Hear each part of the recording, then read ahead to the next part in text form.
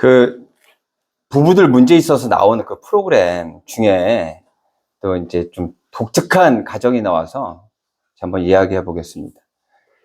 그 부부가 나오고요, 아들이 나오는데 그 상담해 주신 선생님이 이렇게 이야기해요. 어머니는 관계 중독이고 아버지는 알코올 중독이고 아들은 게임 중독이라 그래요. 그리고 게임하고 알코올 중독은 뭔지 아시겠죠? 게임 많이 하면 게임 중독이에요. 그리고 술을 계속 먹으면 알코올 중독이에요.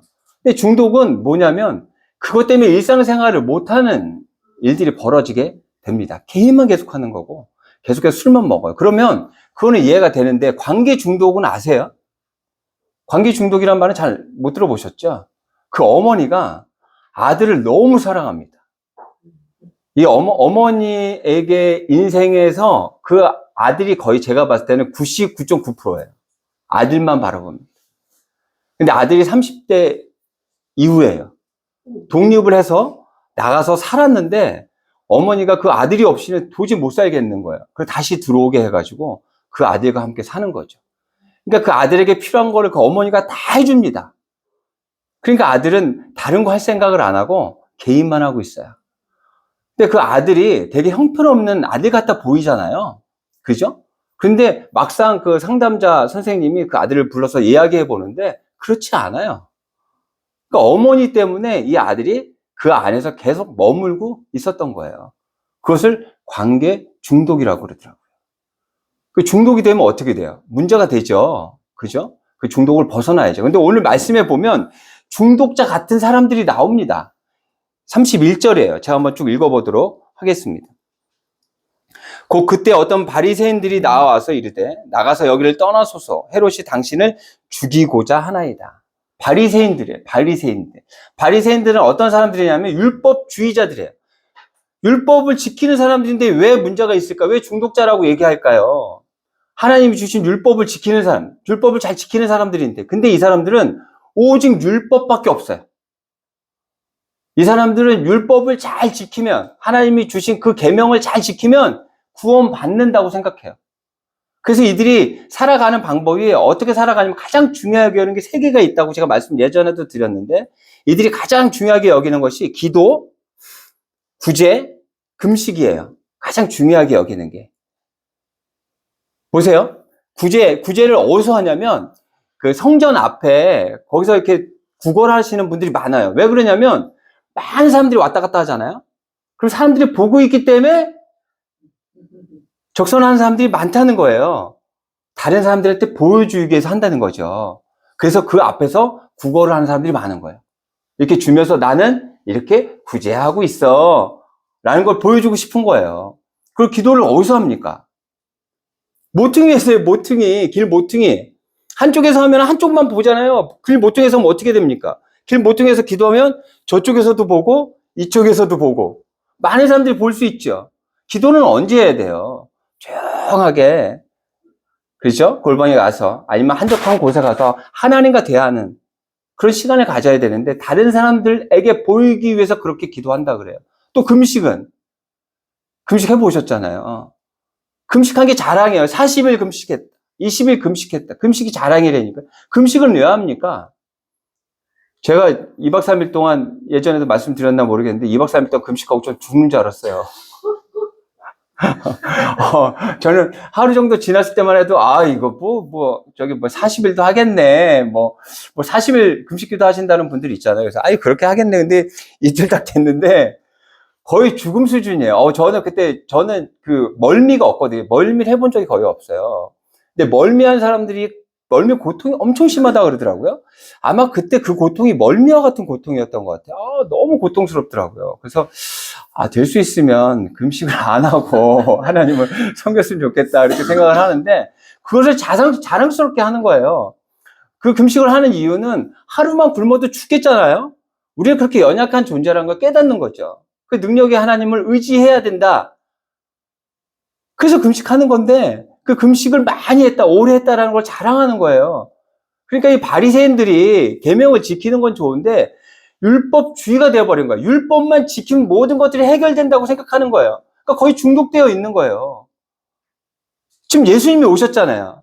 예수님이 오셔서 이들의 문제를 다 해결해 주실 수 있는 거예요, 이제. 그래서 예수님만 의지하면 되는데 예수님을 의지하지 않습니다.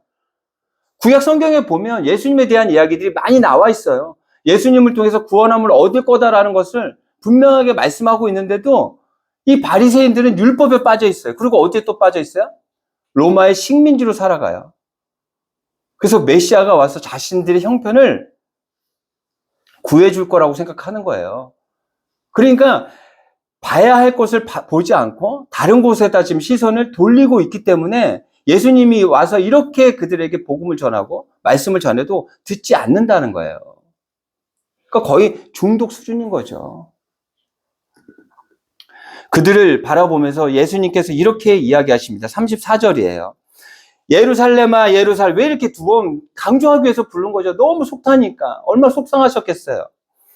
선지자들을 죽이고 내게 파송된 자들을 돌로 치는 자여, 암탉이 제 새끼를 날개 아래 모음같이 내가 너희의 자녀를 모으려 한 일이 몇 번이냐. 그러나 너희가 원하지 아니하였도다.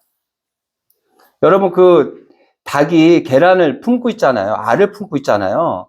그때 그 알을 어떻게든 훔쳐먹으려고 하는 동물들이 와요. 특히 뱀, 독사들 있잖아요. 와요. 독사하고 닭하고 싸우면 독사가 이길 것 같죠? 근데 어미닭하고 싸우면요, 독사가 집니다. 저 그 영상에서 몇 번 봤거든요. 얼마나 악착같이 싸우는지 몰라요. 왜요? 자신을 지키기 위해서? 자기 자식들을 지키기 위해서. 예수님이 이러한 마음으로 이 땅에 오셔서, 오지 않으셔도 되는데, 자녀인 우리들의 죄를 해결하시기 위해서 오셨는데 예수님을 인정 안 하고 있어요. 예수님의 이 마음이 어떠했을까? 얼마나 속상했을까? 제가 일을 하는 일이 혼자 하는 경우들이 많이 있죠. 그런데 혼자 하지 못하는 경우들이 있어요. 어떤 시간 안에 일을 마쳐야 되는 경우에는 여러 사람들이 같이 일을 합니다. 그래서 이제 제가 주중에 일이 없어서 이제 지원을 나갔죠. 이제 일당을 받고 지원도 이제 나갑니다.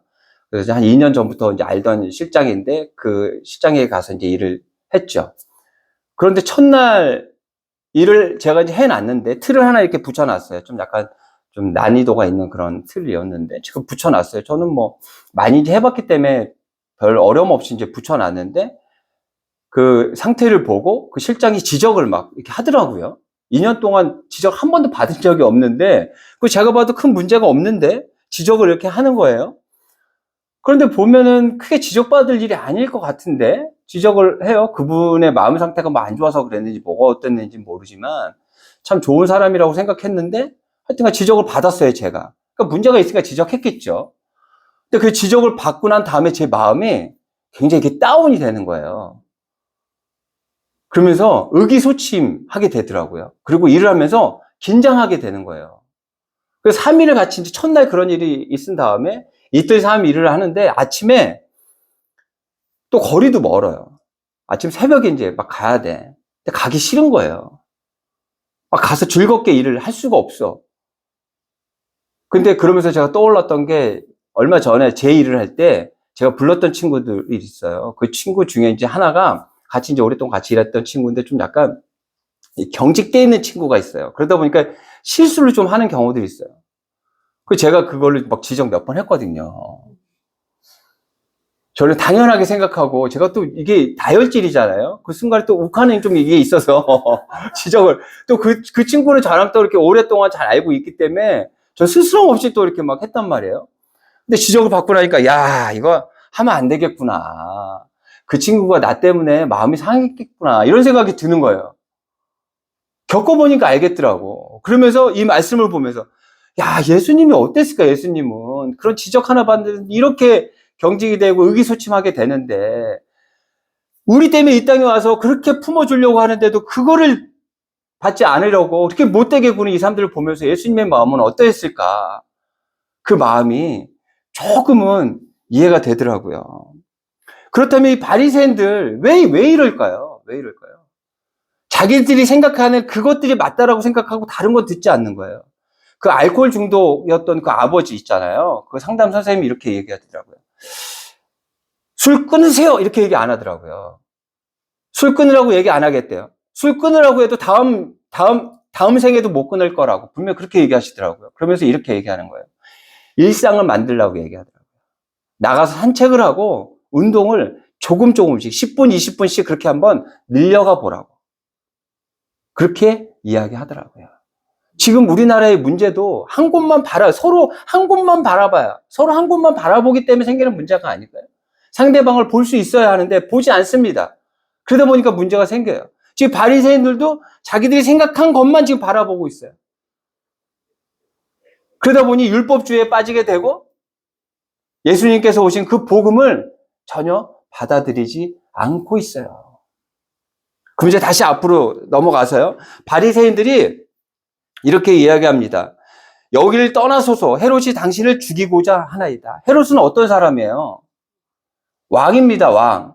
왕이 마음만 먹으면 사람 죽이는 건 지금은 안 되죠. 지금 대통령 됐다고 사람 죽일 수 있어? 안 돼요. 큰일 나요. 근데 이때 왕들은 사람을 죽일 수 있는 그런 권한이 있었어요. 세례 요한도 이 왕에게 죽임을 당했어요. 어이없는 일로. 잠깐 말씀드려볼까요? 자신의 그 동생의 아내를 취했어요. 이 왕이. 동생이 있어요. 동생의 아내가 있는데 그 동생의 아내를 취했어요. 잘한 거예요? 잘못한 거예요? 잘못했죠. 당연히. 그래서 그걸 지적했어요. 그거 지적했다고 옥에 갇혔어요. 갇히고, 그리고 또 그 잔칫날이었는데, 그 여자, 그 이제 아내로 왔던 그 여자의 그 딸이 춤을 췄어요. 너무 잘 췄어. 그러니까 감동적이었나 봐. 네가 원하는 거 다 해줄게. 그랬더니 그 딸이 뭐라 그러냐면, 세례 요한의 목을 주세요. 그랬어요. 그래서 그 자리에서 세례 요한을 죽이고, 그 목을 선물로 줬다니까요. 왕이 그런 권한이 있었어요. 그렇게 했던 사람이에요. 그래서 이렇게 보면, 바리새인이 이 사람들이 마음을 다시 잡은 모양이네. 마음을 바꾼 모양이네. 어떻게 예수님을 도와서 그렇게 하려나 보다. 예수님을 도우려고 했나 보다라고 생각도 들죠. 근데 주석에 보면 그렇게 나오지 않아요. 그리고 바리새인들이 그런 마음도 분명히 아니었을 거예요. 왜요? 바리새인들 때문에 예수님은 결국 죽었기 때문에 그래요. 자신들의 영향권 안에 들어오는 거를 싫어했던 거죠. 그래서 예수님이 오는 거를 막고 싶었던 거예요. 그래서 또 예수님께서 이렇게 이야기하십니다. 32절부터 33절 한번 같이 읽어볼까요? 두 절을 시작. 이르시되 너희는 가서 오늘과 내일은 내가 귀신을 쫓아내며 병을 고치다가 제3일에는 완전하여 지리라 하라. 그러나 오늘과 내일과 모레는 내가 갈 길을 가야 하리니 선지자가 예루살렘 밖에서는 죽는 법이 없느니라. 저 여우에게 이르되, 저 여우가 누구예요? 여우에게 가서 이르래요. 헤롯이죠, 헤롯. 그 이제 주석에 나와 있는 내용이에요. 한번 제가 쭉 읽어볼게요. 한번 들어보세요. 여우는 이중적인 의미를 가지고 있다. 이것은 올바른 태도에 반대되는 교활함을 상징한다. 또한 이 말은 실질적인 권력과 위대함을 가진 사람과 반대되는 369의 별 볼 일 없는 사람을 묘사하기 위해서 사자와 대조적으로 쓰이고 있다. 예수께서 헤롯을 저 여우라고 부르시는 것은 그는 위대한 인물도 정직한 사람도 아니며 그는 위엄도 영예도 갖지 못했다는 말과 같은 것이다. 여우로 표현한 그 이유를 알겠죠. 그렇죠? 그런데 이 사람은 세상적으로 보면 성공한 사람이에요. 왜요? 왕이 됐잖아요. 그렇죠? 성공한 사람이에요. 어떻게 보면 지금 예수님께서 말씀하시는 이 모습이 있잖아요. 세상에서 바라는 모습이 아닌가 싶어요. 어떻게든 다른 사람을 밟더라도 더 위에 올라가고 다른 사람들이 피해가 가더라도 더 많은 것들을 얻으려고 하는 이 세상 사람들의 모습이 아닐까라는 생각이 들어요. 자녀들에게 그렇게 가르치지 않나요? 맞지 마. 저도 그렇게 얘기했던 것 같아요. 아들 둘을 키워가지고 절대 맞지 마라. 한 대 때리더라도 그렇게 가르쳤던 것 같아요. 세상의 모습은 그렇게 가르칩니다. 더 많은 걸 가져라. 더 높은 곳에 올라가라. 초등학교 때부터 의대를 목표로 해가지고 공부를 시킨대요. 네가 의사가 되어서 사람들을 고치고 사람들에게 도움이 되는 인생이 되어야 해. 그래서 의사가 되라는 걸까요? 아니, 의사가 되면 더 많은 것들을 누리며 살아갈 수 있어. 의사가 선생님이란 이야기를 듣는 이유가 뭘까요? 의사 선생님이라고 부르잖아요. 정말 중요한 역할을 하기 때문에 그래요. 근데 어려서부터 너는 의사가 되어야 돼. 그러면서 어떻게 가르치냐면 더 많은 것들을 누리고 더 많은 것들을 가져야 돼. 그래야 무시받지 않아. 라고 가르치기 때문에 그래요. 그런데 예수님의 모습은 어떤지 한번 볼까요? 내가 귀신을 쫓아내며 병을 고치다가.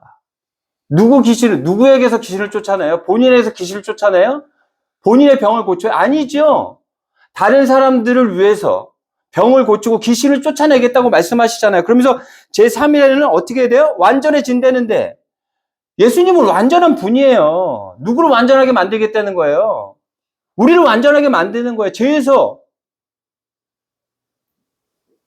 죄를 해결하게 하시고 우리를 완전하게 하시겠다는 거예요. 근데 그렇게 하시기 위해는 어떻게 해야 돼요? 예수님이 큰 희생을 겪어야 돼요. 어떻게 살아가실래요, 여러분? 좀 여우 같은 그런 헤롯과 같은 삶을 살아가시겠습니까? 아니면 지금 예수님과 같은 이런 모습으로 살아가시겠습니까? 쉽지 않죠. 믿음의 사람이기 때문에, 신앙을 가진 우리이기 때문에 예수님을 닮아가는 삶을 살아가야지라고 하지만 쉽지 않아요. 왜요? 세상의 모습과 완전 반대되기 때문에 그래요. 하지만 우리는 이러한 삶을 살아가야 돼요. 우리는 예수님을 닮아가겠다고 하잖아요. 그럼에도 자기 중심으로 살아가는 경우들이 더 많아요. 왜?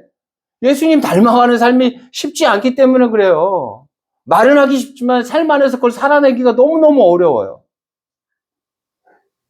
그렇기 때문에 예수님이 어떻게 살아내셨는지 우리는 계속해서 지켜봐야 되고 배워야 해요.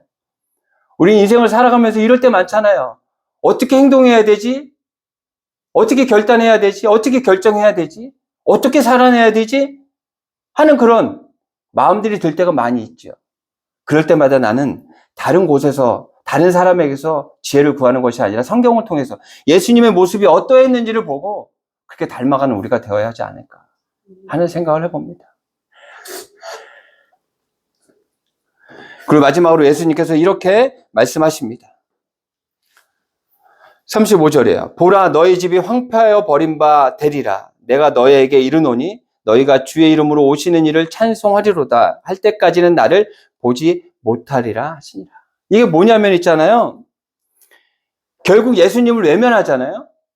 그럼 너희 집이 황폐하게 될 거야 라고 이야기합니다. 예수님을 외면하게 되면 그렇게 된대요. 그리고 예수님께서 다시 오시는, 예수님을 만나는 그때 예수님께서 우리를 외면하실 거야 라는 말씀을 지금 하고 있는 거예요. 우리가 예수님을 외면하잖아요.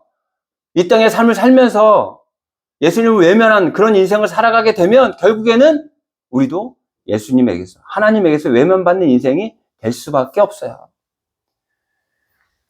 제가 어저께 산에 갔다 왔는데 가면서 이제 설교를 하나 들었어요. 이재철 목사님의 설교 들었는데 그 제목이 그대의 하이픈이야. 그대의 하이픈. 하이픈 아세요? 하이픈? 하이픈이 뭐냐면 어디서부터 어디까지 할 때 그 짝대기 조그만 거 있잖아요. 그게 하이픈이래요. 하이픈. 그러니까 우리 인생을 이렇게 이야기하시는 거예요. 그 묘비에 보면 면전도 이제 태어난 연도가 있고 그 다음에 죽은 연도가 있잖아요. 그 사이에 하이픈 표시가 있잖아요. 그게 인생이라는 거예요. 그래서 또 이렇게 이야기하시는 거예요. 탄생과 죽음. 그래서 인생을 또 뭐라고 하냐면 과라고 이제 탄생과 죽음. 과. 그 조사, 그게 그 짧은 조사 하나가 우리의 인생이라는 거예요. 그러니까 인생은 그렇게 짧다라는 걸 이야기하시는 거예요. 이야기하시더라고요. 저도 그 이야기를 들으면서 그런 생각이 들어요. 제가 저희 아들들 둘이 있잖아요. 우리 그때는 돌잔치를 크게 했습니다. 막 뷔페 빌려가지고 크게 했어요. 그래서 많은 사람, 제가 영업할 때 막 그러니까 하여튼간 뷔페 사람들이 정말 많이 와서 막 그렇게 크게 돌잔치를 했던 그런 기억이 있어요. 그런데 이제 손녀 돌잔치가 얼마 안 남았습니다. 그때가 엊그제 같은데요. 벌써 30년이 지난 거예요. 그때 저희 아이들 돌잔치 할 때 저희 부모님 있잖아요. 사진을 그때 얼마 전에 사진을 봤는데 엄청 젊으세요. 지금 저보다도 더 젊으세요. 어머니, 아버지가. 근데 보세요. 아버지는 돌아가셨죠. 어머니도 많이 늙으셨어요. 이제 저도 이제 앞으로 살아갈 날이 살아왔던 날보다 훨씬 적어요. 우리 인생이 이렇게 짧은 인생이라니까요. 어떻게 좀 이해가 되세요? 몇 년도부터 몇 년도까지 그 하이픈, 그 짧은 게 우리 인생이다. 어떻게 인정이 되세요? 우리 그렇게 짧은 인생을 살아가고 있어요. 그 짧은 인생을 살아가며 무엇을 위해 살아가야 할지에 대해서 고민해 봐야 돼요. 그리고 우리가 왜 이 땅에 왔는지에 대해서도 생각해 봐야 돼요. 잘 먹고 잘 살기 위해 다른 사람보다 더 높은 데 올라가고 다른 사람들보다 더 많은 것들을 갖기 위해서 이 땅에 왔는지, 아니면 왜 하나님께서 나를 이 땅에 보내셨는지에 대해서 고민해 봐야 돼요. 그 고민이 있어야 아까침에 여우라고 이야기되는 헤롯처럼 사는 게 아니라 예수님처럼 살아갈 수 있는 힘을 얻을 수 있는 거예요. 아무 생각 없이 그냥 잘 먹고 잘 살고 다른 사람보다 더 많이 갖고 살면 그냥 좋은 거라고 생각하고 살아간다면 예수님께서 얘기하는 여우라고 얘기할 때 헤롯의 산 뺏게 살아갈 수밖에 없어요. 이 짧은 인생 살아가는데 어떻게 살아가시겠습니까? 이게 다가 아니래잖아요.